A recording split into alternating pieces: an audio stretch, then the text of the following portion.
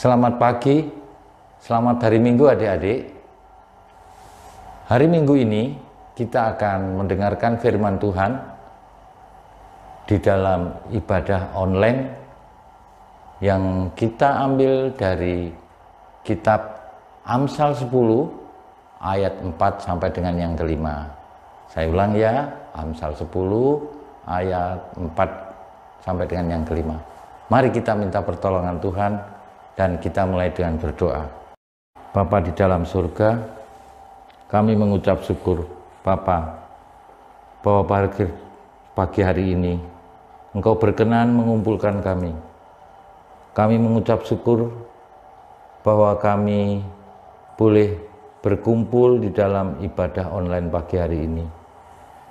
Kami mohon campur tangan Tuhan ketika mana firman Tuhan ini kami dengarkan, agar itu boleh berubah oleh kuasa Roh Kudus-Mu yang tinggal di dalam hati kami. Layakkan hamba-Mu yang menyampaikan. Dalam nama Tuhan Yesus Kristus kami berdoa. Amin. Amsal 10 ayat 4 sampai dengan yang kelima. Tangan yang lamban membuat miskin, tetapi tangan orang rajin menjadikannya kaya. Siapa mengumpulkan pada musim panen, ia berakal budi. Siapa tidur pada waktu panen membuat malu. Tema ini saya beri judul, Rebutlah Kesuksesan. Adik-adik, kitab Amsal berisi nasihat, kata-kata bijak, juga didikan dan peringatan. Amsal 10 ayat 4 sampai dengan yang kelima menyoroti secara khusus perilaku orang yang rajin dan yang malas. Mencapai kesuksesan adalah sebuah cita-cita semua orang. Cara yang digunakan bermacam-macam, tetapi tidak satu pun cerita sukses itu dilakukan hanya dengan diam saja atau melipat tangan. Di zaman digital ini, begitu banyak informasi yang bisa kita peroleh. Berbagai cerita sukses juga bisa kita dapatkan melalui YouTube. Tapi sukses haruslah kita rebut. Oleh karena itu, mulailah dengan merebut kesuksesan itu. Merebut karena kesuksesan tidak akan datang begitu saja, tetapi dengan mengupayakan dan mengusahakan agar kesuksesan bisa menjadi milik kita. Mewujudkan mimpi sukses dengan melakukan sesuatu. Perangilah kemalasan yang akan membawamu hidup miskin, yang pada akhirnya Anda akan menjadi beban bagi orang lain. Isu yang berkembang, orang menjadi malas gerak karena gadget memanjakan kita, mengakses berbagai hal di dalam dunia maya ini. Penjualan online memudahkan kita untuk bisa mendapatkan barang apapun. Tapi ingat, kita hanya sebagai pembeli dan bukan penjual. Karena apa? Hanya penjual lah yang akan boleh mendapatkan keuntungan. Dan keuntungan yang berlipat terus-menerus. Dia akan menjadikan sesuatu yang berarti membiayai hidup. Penjual juga menyiapkan untuk penjualan online-nya dengan bekerja keras. Ada yang membuat kue, kemudian dikemas dengan baik dan dijual melalui online. Ada juga orang yang membeli barang di luar, kemudian mengemasnya dengan menarik, lalu menjualnya dengan online. Dunia baru digital memungkinkan kita menjual barang yang kita miliki, dibeli orang yang membutuhkan dalam pasar yang sangat luas. Seharusnya lah gadget memfasilitasi kita untuk kita dapat meraih kesuksesan itu sebesar-besarnya.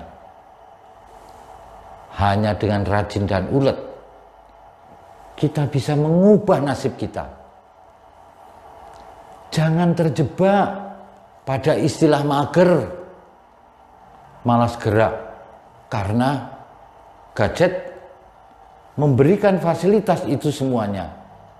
Tetapi jadikan gadget dan fasilitasnya untuk kita pakai merebut pasar yang bebas dan luas, dan memfasilitasi kita untuk kita dapat memperoleh pasar itu dengan seluas-luasnya. Karena kesuksesan tidak akan datang sendiri, tetapi dia harus diusahakan, harus diupayakan.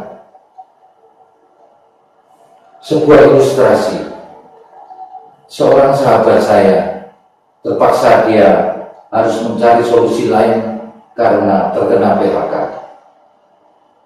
Terpaksa dia harus mencari bentuk yang lain supaya dia bisa menghidupi anak dan istrinya. Untuk itu, dia mencoba mengukur dirinya dengan permodalan yang kecil. Sahabat saya memilih menjual sayuran dari pagi sampai malam hari di warung yang disewanya 3x8 meter.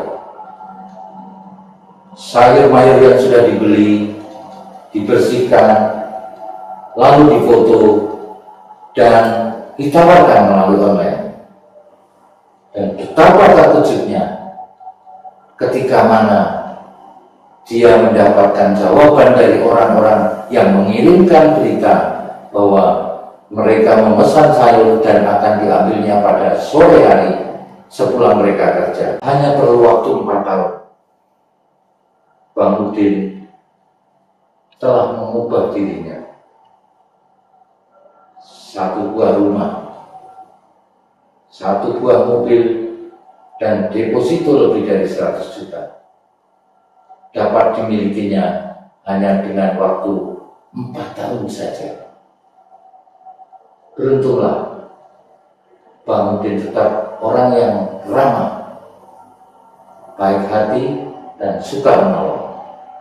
Bang Udin yang dulu tetap orang yang ramah dan baik hati. Bang Udin terkena PHK justru sebelum pandemi, dan saat pandemi terjadi justru Bang Udin sangat diuntungkan karena pembelinya bukan saja mereka yang datang ke warungnya, tetapi gadget membantunya melalui penjualan online. Inilah salah satu contoh merebut kesuksesan. Mungkin memang bukan yang amat mengagumkan, tetapi tidak menjadi beban orang lain adalah sebuah keberhasilan melawan kemalasan dan kemiskinan. Persoalannya, maukah kita menjauh dari kemalasan? Mintalah kepada Tuhan agar kerajinan menjadi alat bagi saluran berkat-Nya. Niscaya kemiskinan akan jauh dari hidup kita, dan kerajinan menjadi alat bagi saluran berkat-Nya yang berkelimpahan. Jadikan berkat yang kita terima dapat memberkati orang lain. Seperti pada saat Tuhan Yesus lahir, juga dalam tekanan, akan dibunuh oleh Raja Herodes, sehingga Yusuf dan Maria membawa bayi Yesus pergi ke Mesir. saat ini pun kita dibayangi oleh virus yang mematikan, yaitu virus COVID-19. Namun, jangan ketakutan itu menghilangkan sukacita Natal kita. Mari kita tampilkan terang Natal itu, sekalipun di tengah-tengah tekanan COVID-19. Mari kita berdoa. Bapa kami di dalam surga, jadikan anak-anak-Mu yang mendengar firman-Mu hari ini menjadi pelaku yang Tuhan berkati, sehingga segala sesuatu yang dilakukan berhasil. Jadikan segala daya upaya yang kami lakukan menjadi saluran berkat yang luar biasa, dan memampukan kami juga menjadi berkat bagi sesama kami. Dalam nama Tuhan Yesus Kristus, doa ini kami sampaikan. Amin. Selamat hari Minggu adik-adik. Tuhan Yesus memberkati.